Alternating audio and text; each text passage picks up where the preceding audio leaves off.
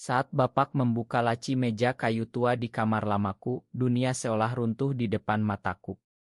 Pena hitam sederhana yang dulu kami bagi di bangku sekolah SMA di Surabaya, kini menjadi kunci yang membongkar semua rahasia cinta yang selama ini aku sembunyikan mati-matian. Ini milik siapa, Andi? Dan surat-surat ini dari Rian, tanya Bapak dengan suara yang bergetar antara amarah dan kekecewaan mendalam. Aku berdiri membeku, jantungku berdegup kencang seperti ingin keluar dari dada. Itu adalah momen yang aku takutkan selama bertahun-tahun. Aku adalah Andi, sekarang berusia 28 tahun, bekerja sebagai akuntan di sebuah kantor kecil di Jakarta. Keluargaku di Bandung adalah keluarga tradisional yang sangat menghargai norma agama dan adat istiadat. Bapak seorang guru agama di madrasah, ibu seorang ibu rumah tangga yang selalu menekankan pentingnya pernikahan dengan gadis baik-baik dari keluarga terhormat. Mereka sudah merencanakan pernikahanku dengan Siti, sepupu jauh yang tinggal di kampung sebelah. Semua orang bilang itu jodoh yang pas. Tapi pena itu membawa aku kembali ke masa SMA di Surabaya, saat ayah dipindahkan tugas ke sana selama 2 tahun. Hari itu cuaca panas sekali. Pena milikku rusak tepat di tengah ujian matematika. Aku panik, keringat bercucuran. Rian, sahabat sebangku yang pendiam tapi selalu tersenyum ramah, tanpa ragu mendorong penanya ke arahku. Pakai saja, Andi. Kita bagi saja, katanya pelan, matanya tidak pernah lepas dari wajahku. Dari situ semuanya berubah. Kami mulai berbagi bukan hanya pena, tapi juga catatan pelajaran, roti isi yang Ibu Rian buat, bahkan rahasia kecil tentang mimpi kami setelah lulus. Rian anak tunggal dari keluarga sederhana. Ayahnya buruh pabrik, ibunya penjahit. Dia pintar sekali, selalu juara kelas, tapi tidak pernah sombong. Aku, anak satu-satunya di keluarga yang agak berada, merasa nyaman sekali di dekatnya. Malam demi malam di asrama sekolah, kami belajar bersama di bawah lampu kecil. Kadang kami diam saja, tapi rasa damai itu tak tergantikan. Aku tidak tahu kapan perasaan itu mulai tumbuh. Mungkin saat Rian memegang tanganku pelan saat kami lari dari hujan deras pulang sekolah. Atau saat dia menatapku lama sekali saat aku cerita tentang mimpi jadi akuntan di Jakarta. Perasaan yang awalnya aku anggap biasa sebagai persahabatan laki-laki, perlahan menjadi sesuatu yang lebih dalam, lebih menakutkan. Aku mulai merasa gugup setiap dekat dengannya. Jantungku berdegup kencang, tanganku berkeringat. Di kelas, aku sering mencuri pandang ke arahnya. Rian juga sering melakukannya. Kami tidak pernah bicara soal itu. Indonesia saat itu, apalagi di sekolah negeri, tidak memberi ruang untuk pembicaraan semacam itu. Kami hanya berbagi pena, berbagi senyum, berbagi diam yang penuh makna. Setahun berlalu seperti itu. Ujian nasional mendekat. Kami belajar semakin sering. Suatu malam di kamar asrama yang sepi, Rian tiba-tiba berkata, Andi, kalau kita lulus nanti, janji ya kita tetap berteman. Apapun yang terjadi. Suaranya pelan tapi ada getar yang tidak biasa. Aku hanya mengangguk, tapi dalam hati aku tahu ada yang berubah. Malam itu aku menulis di buku harian kecilku, Rian bukan hanya sahabat. Dia lebih dari itu. Tapi aku takut. Keesokan harinya, pena kami masih berpindah-pindah tangan seperti biasa. Tapi tatapan kami sudah berbeda. Lebih lama. Lebih dalam. Aku tidak tahu bahwa pena sederhana itu akan menjadi saksi bisu dari perasaan yang kelak mengubah seluruh hidup kami berdua. Sekarang, di rumah Bandung yang penuh aroma masakan ibu, Bapak masih memegang pena itu dengan tangan gemetar. Surat-surat yang aku simpan rapi di dalam laci juga sudah terbongkar. Surat-surat yang Rian tulis untukku 10 tahun lalu. Aku tahu saat ini pilihan hidupku akan diuji. Dan aku tidak siap. Bapak melempar pena itu ke lantai. Suaranya menggema di ruangan yang tadinya tenang. Jelaskan, Andi. Apa ini semua? Aku tidak bisa bicara. Mulutku kering. Ibu datang dari dapur, wajahnya pucat melihat surat-surat yang berserakan. Ya Allah, nak, ini tidak mungkin. Aku mengambil pena itu pelan, memegangnya erat. Dinginnya logam pena itu seperti membawa kembali aroma kapur tulis dan suara lonceng sekolah. Flashback terus mengalir. Setelah ujian nasional, kami lulus bersama. Rian mendapat beasiswa ke universitas di Surabaya. Aku harus kembali ke Bandung karena bapak ingin aku kuliah di sini dan dekat keluarga. Hari perpisahan di terminal bus, Rian memelukku sebentar. Jaga diri, Andi. Pena ini simpan baik-baik. Dia memberikan pena itu padaku sebagai kenang-kenangan. Aku tersenyum, tapi hati terasa hampa. Di Bandung, aku kuliah akuntansi seperti rencana. Tapi setiap malam aku membaca surat-surat Rian yang dia kirim lewat pos, surat-surat yang penuh kata-kata sederhana tapi penuh perasaan. Andi, hari ini aku lihat langit Surabaya, ingat kamu yang suka cerita tentang bintang. Kamu baik-baik di sana. Lambat laun, aku sadar perasaan ini bukan lagi persahabatan biasa. Aku mencintai Rian. Cinta yang membuat aku takut tidur, takut bertemu orang, takut melihat diriku sendiri di cermin.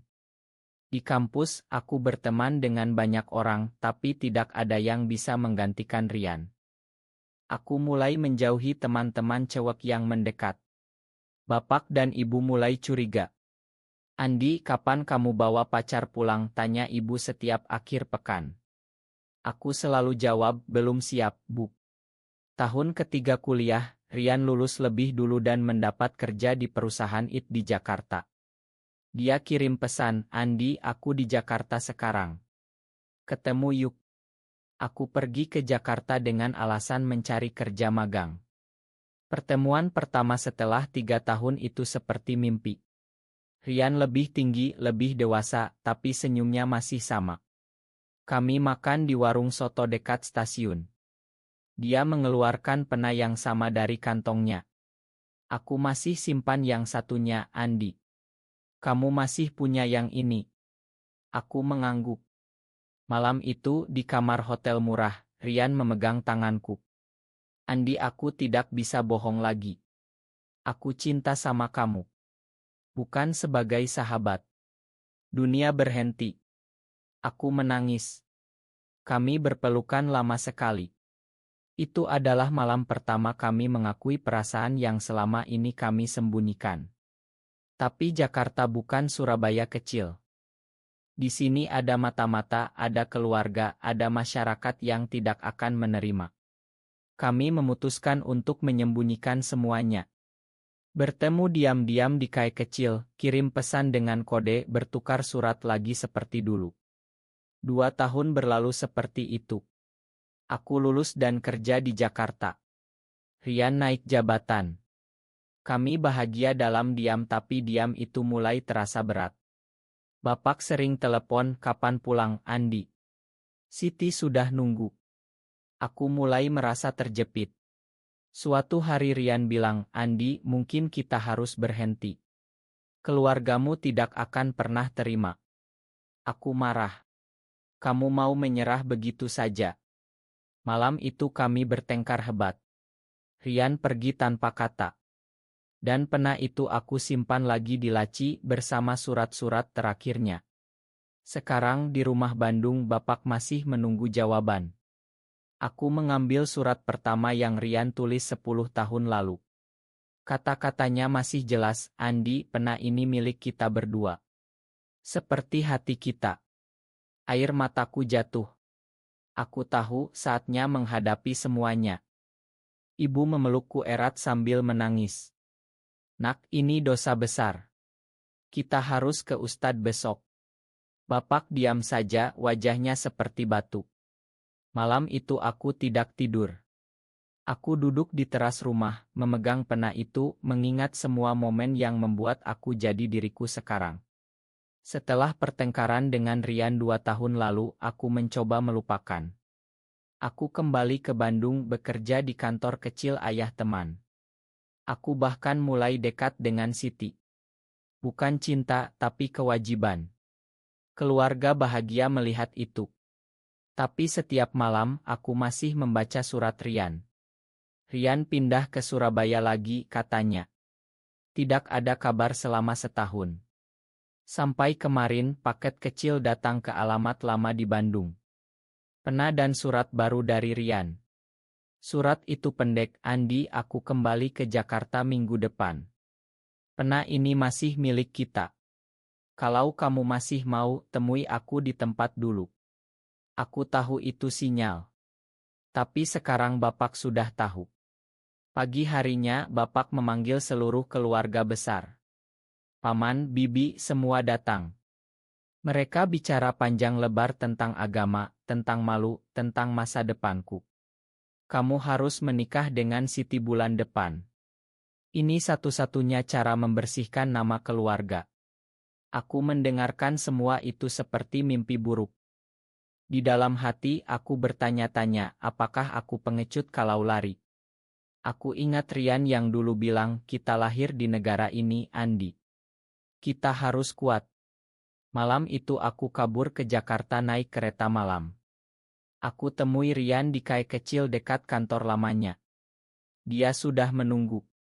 Wajahnya lelah tapi matanya masih hangat. Kamu datang, katanya pelan. Kami duduk berjam-jam. Aku cerita semuanya. Rian mendengarkan tanpa potong. Lalu dia pegang tanganku di bawah meja. Aku tidak mau kamu kehilangan keluarga karena aku. Tapi aku juga tidak bisa hidup tanpa kamu lagi. Kami memutuskan untuk mencoba lagi, tapi kali ini lebih hati-hati. Rian pindah kerja ke Jakarta lagi. Kami sewa apartemen kecil di pinggir kota, pura-pura kos bersama. Tapi rahasia tidak pernah abadi. Suatu hari, teman kantor Andi melihat kami berpelukan di mobil. Gosip mulai menyebar. Bapak telepon marah-marah. Pulang sekarang atau jangan pernah pulang lagi. Aku pilih tinggal. Itu pilihan pertama yang benar-benar aku ambil sendiri. Rian memelukku malam itu. Kita akan hadapi bersama. Tapi tekanan semakin besar. Di kantor, bos memanggilku. Andi, ada keluhan. Kamu harus profesional. Aku mulai kehilangan klien. Rian juga mendapat masalah di perusahaannya. Kami mulai bertengkar kecil-kecilan. Aku merasa bersalah karena membuat Rian menderita. Suatu malam, Rian bilang, mungkin aku harus pergi lagi, Andi. Biar kamu bisa kembali ke keluarga. Aku menangis. Jangan tinggalkan aku lagi. Kami berpelukan lama, tapi aku tahu badai masih jauh dari selesai. 6 bulan berlalu dalam ketegangan. Kami hidup seperti bayangan. Pagi kerja, malam bertemu diam-diam, keluarga Bapak tidak mau bicara lagi denganku. Ibu kadang kirim pesan diam-diam, nak, pulanglah. Kami main. Tapi aku tahu itu ada syarat. Siti sudah menikah dengan orang lain. Aku merasa lega sekaligus sedih. Rian mulai sakit sering. Stres, katanya. Kami pergi ke dokter, dokter bilang tekanan darah tinggi karena terlalu banyak pikiran. Malam itu aku menangis di bahunya. Makan aku, Rian. Karena aku, kamu menderita. Rian mengusap rambutku. Kita sama-sama pilih ini, Andi. Pena itu sudah jadi simbol. Kita tidak bisa lari lagi. Suatu hari, kami memutuskan liburan ke Bali untuk menenangkan pikiran. Di pantai Kuta yang ramai, kami duduk jauh dari orang. Rian mengeluarkan pena itu lagi. Lihat, masih bisa dipakai. Kami tertawa untuk pertama kalinya setelah lama. Tapi di tengah liburan, Bapak telepon. Ayah sakit. Pulang sekarang. Aku panik. Rian bilang, pergilah. Aku tunggu di sini. Aku pulang ke Bandung. Bapak memang sakit, tapi bukan parah. Hanya tekanan darah. Tapi keluarga besar berkumpul lagi. Mereka paksa aku ikut ke ustadz untuk disembuhkan. Aku pergi karena kasihan pada ibu. Di sana ustadz bicara panjang tentang dosa. Aku diam saja. Pulang dari sana aku merasa hancur. Aku telepon Rian. Aku tidak tahan lagi. Rian datang ke Bandung diam-diam, kami bertemu di taman kecil dekat rumah lama. Dia memelukku dari belakang. Kita lari saja, Andi. Ke tempat baru. Tapi aku tahu lari bukan solusi. Malam itu kami berjanji akan berjuang dengan cara yang benar. Keesokan harinya aku bicara langsung dengan Bapak. Pak, aku cinta Rian. Ini bukan penyakit. Ini siapa aku. Bapak diam lama. Lalu dia bilang, kamu bukan anakku lagi. Kata-kata itu seperti pisau. Aku keluar rumah dengan air mata. Rian menunggu di luar. Kami pulang ke Jakarta bersama. Tapi di perjalanan, Rian bilang, Andi, aku tidak mau kamu kehilangan semuanya. Aku akan mundur. Aku marah besar. Kamu selalu mau mundur. Kenapa tidak bertahan untuk kita? Kami bertengkar hebat di stasiun. Rian pergi naik kereta sendirian. Aku duduk di bangku stasiun, memegang pena itu, merasa dunia runtuh lagi. 2 bulan tanpa kabar dari Rian. Aku seperti mayat hidup. Kerja, pulang, tidur. Teman kantor mulai kasihan. Aku pindah ke kos baru yang lebih kecil. Pena itu aku simpan di saku setiap hari. Suatu malam, aku dapat pesan dari nomor tidak dikenal. Andi, Rian sakit di rumah sakit Surabaya. Datanglah. Aku langsung naik kereta pagi. Di rumah sakit, Rian terbaring lemah. Dia kena kecelakaan kecil saat kerja, tapi stres membuatnya lama sembuh. Aku duduk di samping tempat tidur, pegang tangannya. Makan aku, kataku. Rian tersenyum lemah. Kamu datang. Itu sudah cukup. Kami bicara panjang. Rian cerita dia mencoba hidup normal di Surabaya, tapi tidak bisa. Pena ini selalu di tasku, Andi. Seperti kamu selalu di hatiku. Aku menangis. Keluarga Rian datang. Mereka sudah tahu semuanya dari surat lama. Ayah Rian bilang, kalian berdua sudah dewasa. Kami tidak bisa paksa. Tapi hati-hati di luar sana. Kata-kata itu seperti angin segar. Aku bawa Rian kembali ke Jakarta setelah sembuh. Kami mulai hidup terbuka di lingkaran kecil. Aku resign dari kantor lama, buka usaha akuntansi sendiri. Rian dapat promosi lagi. Perlahan kami belajar menerima diri. Aku telepon ibu diam-diam, ibu menangis. Nak, bapak mulai melunak. Mungkin suatu hari aku tidak memaksa. Kami mulai ikut komunitas kecil yang mendukung orang seperti kami, belajar tentang kesehatan mental, tentang hak asasi. Rian jadi lebih tenang. Aku juga. Tapi luka lama masih ada. Suatu hari, bapak kirim pesan singkat, pulanglah sebentar. Aku pergi sendirian. Bapak duduk di teras. Dia tidak marah lagi. Aku lihat kamu bahagia sekarang. Tapi tetap jaga nama keluarga. Itu bukan penerimaan penuh, tapi langkah pertama.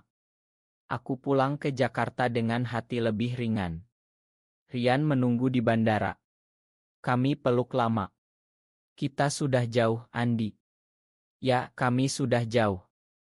Sekarang, 5 tahun kemudian, kami tinggal di rumah kecil di pinggiran Jakarta. Bisnis aku berkembang. Rian jadi manajer senior. Kami masih berbagi pena itu, bergantian pakai setiap hari. Keluarga bapak mulai menerima kunjungan kami saat lebaran, meski masih kaku. Ibu bahkan masak makanan kesukaan Rian. Masyarakat masih banyak yang bisik-bisik, tapi kami sudah tidak peduli. Kami belajar bahwa cinta bukan tentang sempurna, tapi tentang bertahan. Suatu malam, di balkon rumah, Rian memelukku dari belakang. Andi, terima kasih sudah memilih kita. Aku balik badan cium keningnya. Kita berdua yang memilih. Pena itu masih ada di meja kerja kami. Simbol bahwa dari benda kecil lahir perubahan besar. Aku lihat Rian yang sekarang lebih tenang, lebih bahagia. Aku juga sudah tidak takut lagi melihat cermin. Perjalanan kami panjang, penuh air mata, pengkhianatan diri, dan akhirnya kedamaian.